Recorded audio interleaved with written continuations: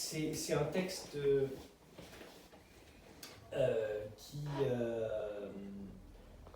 qui a été écrit par un écrivain grec du IIe siècle après Jésus-Christ à Éphèse, et qui a écrit une vie d'Apollonius de Tyane.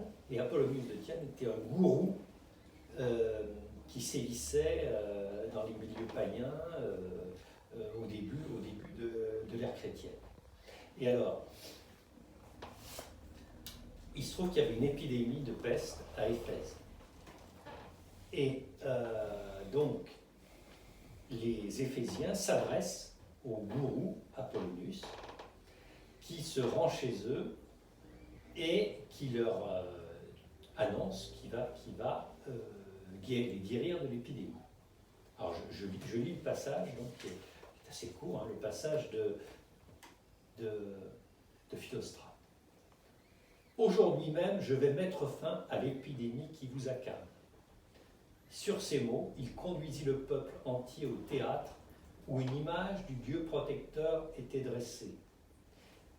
Il vit là une espèce de mendiant qui clignait des yeux comme s'il était aveugle et qui portait une bourse contenant une croûte de pain. L'homme, vêtu de haillons, avait quelque chose de repoussant. Disposant les Éphésiens en cercle autour de celui-ci, Apollonius leur dit « Ramassez autant de pierres que vous pourrez et jetez-les sur cet ennemi des dieux. » Les Éphésiens se demandaient où il voulait en venir. Ils se scandalisaient à l'idée de tuer un inconnu manifestement misérable qui les priait et les suppliait d'avoir pitié de lui. Revenant à la charge, Apollonius poussait les Éphésiens à se jeter sur lui, à l'empêcher de s'éloigner. Dès que certains d'entre eux suivirent ce conseil et se mirent à jeter des pierres aux mendiants, lui que ses yeux clignotants faisaient paraître aveugle, leur jeta soudain un regard perçant et montra des yeux pleins de feu. Les Éphésiens reconnurent alors qu'ils avaient affaire à un démon et le lapidèrent de si bon cœur que les pierres formèrent un grand tumulus autour de son corps. Après un petit moment, Apollonius les invita à enlever les pierres et à reconnaître l'animal sauvage qu'ils avaient mis à mort. Une fois qu'ils eurent dégagé la créature sur laquelle ils avaient lancé leurs projectiles, ils constatèrent que ce n'était pas le mendiant. À sa place, il y avait une bête qui ressemblait à un molosse, mais aussi grosse que le plus gros des lions. Elle était là sous leurs yeux, réduite par leurs pierres à l'état de bouillie et vomissant de l'écume à la façon des chiens enragés. En raison de quoi on dressa la statue du dieu protecteur Héraclès à l'endroit même où le mauvais esprit avait été expulsé. Alors, c'est un texte auquel Girard accorde une grande importance, parce que pour lui, c'est un peu un chaînon manquant. C'est-à-dire qu'on retrouve dans ce texte des caractéristiques des mythes d'origine, à savoir la transformation des monstrueuses des victimes en monstres qui montent au ciel, qui deviennent des bêtes monstrueuses avec des pouvoirs magiques, etc. On retrouve le chaos initial, c'est-à-dire une situation de grand péril au sein de la communauté, avec de la violence, des maladies, de la contagion, enfin, tout ce que Girard associe à la crise mimétique. Et ensuite, on retrouve la sacralisation de ce qui s'est passé, avec un tumulus, et puis qui devient un autel à la gloire du Dieu.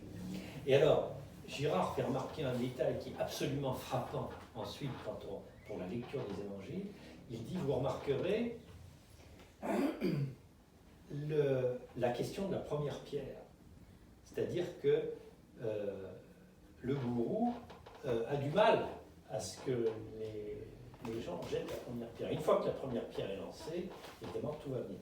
Évidemment, il fait après le parallèle avec la Samaritaine, enfin avec la femme adultère plutôt, l'épisode de la femme adultère, où évidemment Jésus pointe la question de la propre, qui visible, évidemment veut éviter, qui pour Girard, et il y insiste à plusieurs reprises, Jésus avait une parfaite connaissance du cœur de l'homme, et notamment de la violence mimétique, et des mécanismes de la violence mimétique, et il savait parfaitement ce qui allait lui arriver et par quel mécanisme ça allait lui arriver.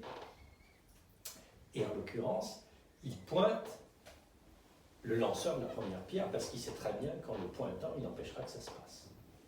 Donc c'est le genre de rapprochement que fait Girard qui sont toujours extrêmement éclairants. Enfin bref, j'en reviens à ce texte pour dire que c'est un peu, il tient à la fois du récit mythologique et en même temps les choses sont suffisamment précises pour qu'on comprenne bien ce qui s'est passé.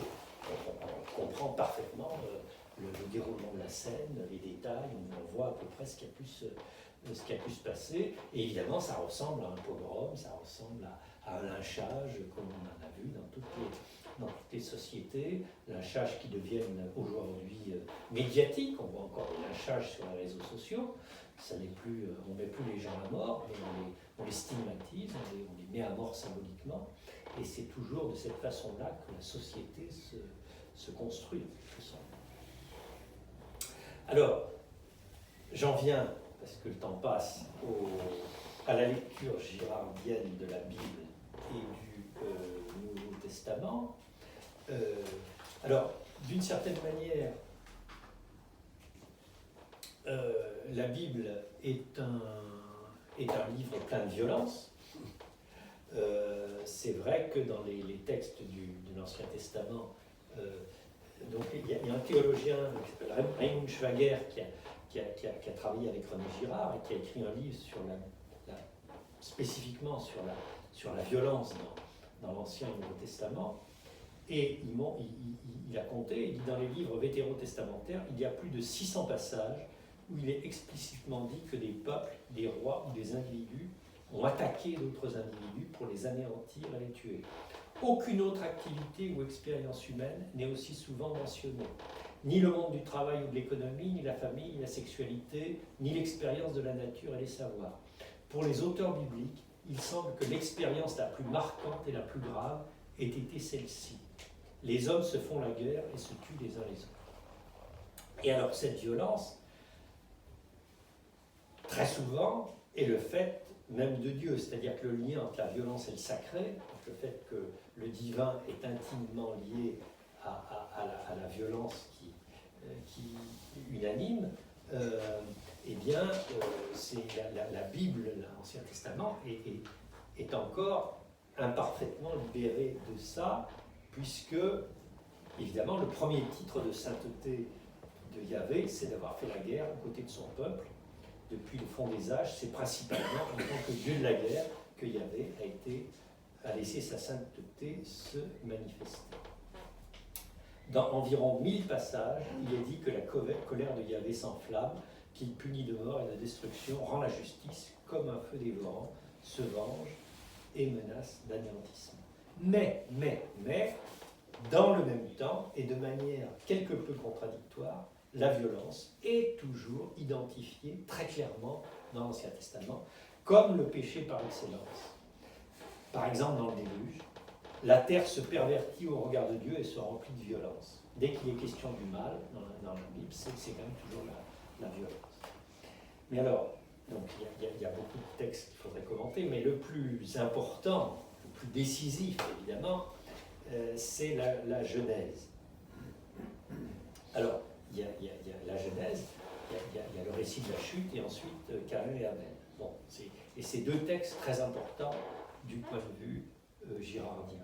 Le texte de la chute met en scène effectivement le désir mimétique, c'est-à-dire et la rivalité, c'est-à-dire Adam et Ève ont tout ce qu'il leur faut pour vivre, ils ont pas faim, ils sont nus, donc la question de la sexualité n'a pas l'air de quelque chose une source de violence entre eux, mais il y a un élément de rivalité avec Dieu, c'est que Dieu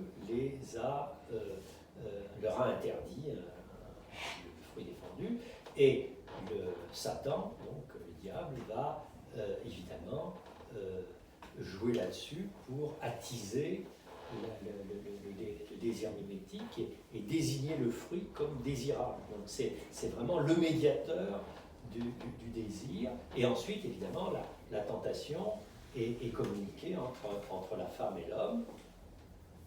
Et c'est bien ça qui est présenté comme la faute initiale. Et ensuite, donc, alors bon, je vais très vite, mais évidemment, Girard en donne un commentaire beaucoup plus détaillé. Mais ensuite, on a le récit de Caïn et Abel, qui est très intéressant parce que c'est un récit qui dit plusieurs choses essentielles sur la violence. Premièrement, le meurtre est depuis l'origine une donnée fondamentale de la vie humaine. Deuxièmement, il est provoqué par la jalousie et la rivalité. Caïn est jaloux de Abel, dont le sacrifice a été agréé par Dieu. Dieu condamne la violence. Mais, en définitive, qui est-ce qui est le fondateur des cités? Qui est-ce qui gagne du point de vue humain? C'est Caïn. C'est-à-dire qu'ensuite, Caïn, le meurtrier, est présenté comme celui qui fonde la cité, bien qu'étant réprouvé par Dieu. Or, saint Augustin lui-même avait fait la comparaison, et Girard a retrouvé, il a dit, indépendamment de saint Augustin, il a fait le même parallèle avec l'histoire de Rémus et Romulus, les fondateurs de Rome. Puisque, évidemment, l'histoire de la fondation de Rome, c'est aussi une fondation de frères ennemis qui s'entretuent. Mais il dit la différence entre l'histoire de Rémus et Romulus et l'histoire de Caïn et Abel, c'est que dans la Bible, Dieu n'est pas d'accord. Dieu montre que la cité humaine s'est créée d'une façon qu'il désapprouve. Alors que dans l'histoire romaine, les dieux approuvent ce qui s'est passé. Les dieux sont du côté de la violence et sacralisent en quelque sorte la violence. Et pour Girard, la grande nouveauté de la Bible, c'est que Dieu progressivement se désolidarise du mécanisme par lequel la société se constitue à travers de manière meurtrière. Alors, bien sûr, il y a dans la Bible des textes qui ont une facture, qui ressemblent beaucoup plus à des mythes archaïques. Par exemple, le théologien James Allison a fait un commentaire très, très pointu d'un épisode du livre de Samuel sur la lapidation d'Arcane. Pendant la reconquête de la terre promise par Josué, il y a un épisode où les Israéliens transgressent l'ordre divin de ne pas procéder à des comment dire, enfin ils se partagent les dépouilles, je sais pas comment on dit, voilà, ils volent, ils procèdent à des choses, à des crimes de guerre en quelque sorte, ou des vols, et puis ils s'approprient en quelque sorte tous les trésors. Et ensuite, l'armée connaît une défaite.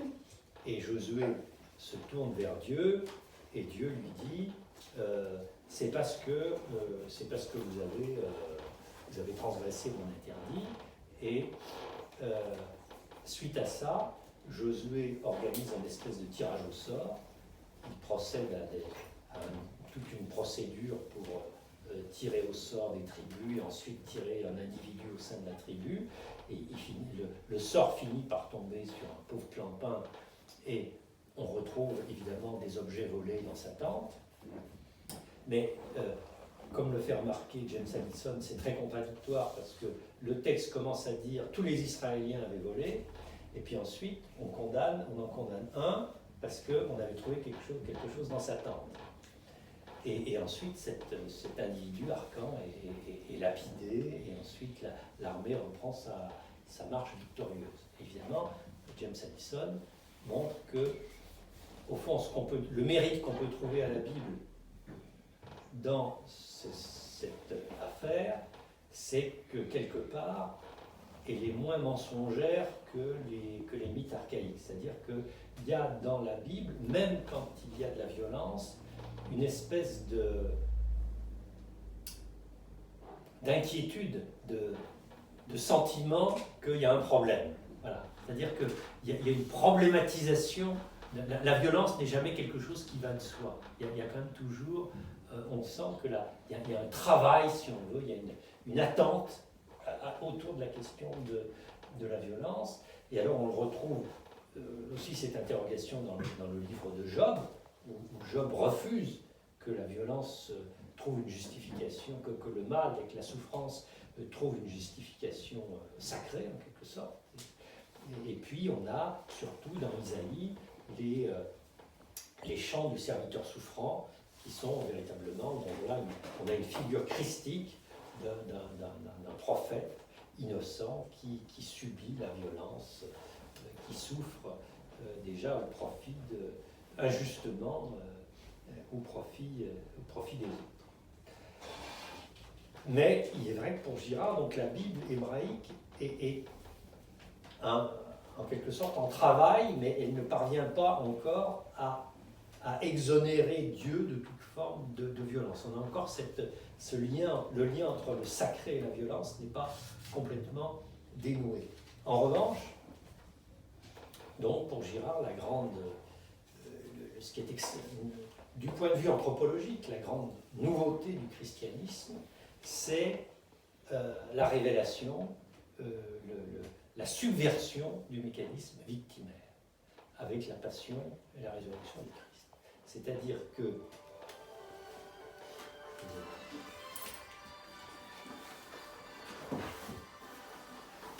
désolé.